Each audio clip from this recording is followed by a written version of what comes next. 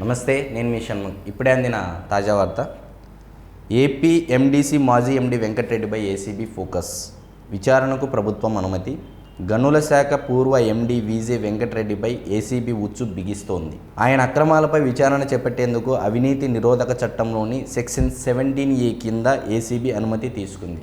గతంలో ఇదే సెక్షన్ లేకోకుండా అంటే ప్రోటోకాల్ నియమ నిబంధనలు ఉల్లంఘించి చంద్రబాబు గారిని స్కిల్ డెవలప్మెంట్ కేసులో అరెస్ట్ చేయడం జరిగింది. మరి ఈ తప్పు ఇప్పుడున్నటువంటి కూటమి ప్రభుత్వం చేయకుండా సెక్షన్ 17A కింద ఏసీబీ అనుమతి తీసుకుంది.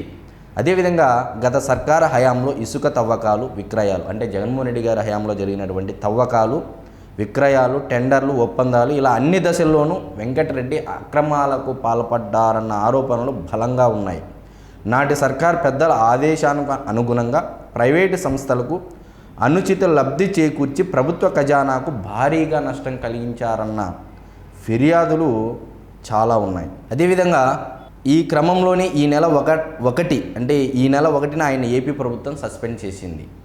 అదేవిధంగా ఆ అక్రమాలపై గతంలోనే ప్రభుత్వం ఏసీబీ విచారణకు ఆదేశించింది. ఏ ప్రభుత్వ ఉద్యోగిపైనైనా విచారణ జరపాలి అంటే సంబంధిత దర్యాప్తు సంస్థ అవినీతి నిరోధక చట్టంలోని సెక్షన్ 17A ప్రకారం ముందస్తు అనుమతి తీసుకోవాలి. ఇందాకే చెప్పినట్టు ఏ ప్రభుత్వ ఉద్యోగిపైనైనా విచారణ జరపాలి అంటే సంబంధిత దర్యాప్తు సంస్థ అవినీతి నిరోధక చట్టంలోని సెక్షన్ 17A ప్రకారం ముందస్తు అనుమతి తీసుకోవాలి. ఈ మేరకు ఏసీబీ అధికారులు ఈ సెక్షన్ కింద సిఎస్ నుంచి అనుమతి పొందారు. ఈ క్రమంలోనే ప్రాథమిక విచారణ కొనసాగిస్తున్నారు. ఈ నివేదిక ఆధారంగా తదుపరి చర్యలు చేపట్టనున్నారు. వీజీ వెంకటరెడ్డి ఈ నెల 31న పదవీ విరమణ చేయాల్సి ఉంది. కానీ ప్రస్తుతం ఆయన సస్పెన్షన్లో ఉన్నందున పదవీ విరమణ చేయడం సాధ్యం కాదు.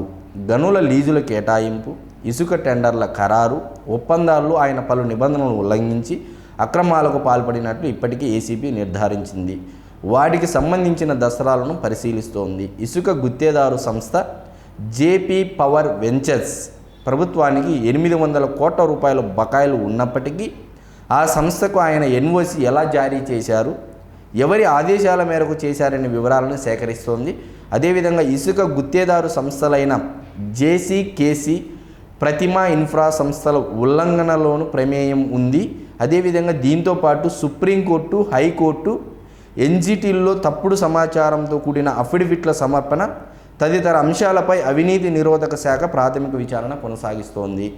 ఇప్పటికే ఏసీబీ పలు కీలక ఆధారాలను సేకరించింది. మరోవైపు వెంకటరెడ్డి గత 2 నెలలుగా పరారీలోనే ఉన్నారు. సస్పెన్షన్ నోటీసులు అందజేయడానికి గనుల అధికారులు వెళ్ళినా సరే ఆయన నివసించే చిరునామాల్లో ఎక్కడా అందుబాటులో లేరు. ఈ క్రమంలో అతని కదలికలపై కూడా ఏసీబీ గురిపెట్టింది. ఏ క్షణానైనా కూడా వీజీ వెంకటరెడ్డి గారిపై అరెస్ట్ అయ్యే అవకాశాలు స్పష్టంగా కనపడుతున్నాయి. 17A అనుమతి కూడా సిఎస్ గారి నుంచి తీసుకున్నారు.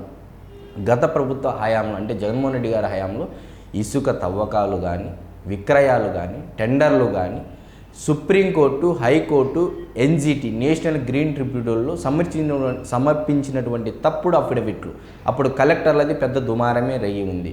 కలెక్టర్లంతా ఒకే ఫార్మాట్లో ఏపీలో ఇసుక తవ్వకాలు అక్రమంగా జరగలేదని చెప్పేసి ఎన్జిటికి అదేవిధంగా సుప్రీంకోర్టులోను కూడా ఒక అఫిడవిట్ సమర్పించారు. కలెక్టర్ల సైన్ కూడా చేసేసి దీనిపైన కూడా విచారణ చేపడతా ఉన్నారు ఏసీబీ అధికారులు. అయితే వీజీ వెంకటరెడ్డి గారు పరారులో ఉన్నారు. ఒకవేళ పరారులు ఏదైనా ఆచూకీ కోసం లుకౌట్ నోటీస్ కూడా జారీ చేస్తున్నారు. మరి ఈ లుకౌట్ నోటీస్ ఒకవేళ వీజీ వెంకటరెడ్డి గారు దొరికితే అరెస్ట్ అవకాశాలు స్పష్టంగా కనపడతా ఉన్నాయి. ఇదండి తాజా వార్త.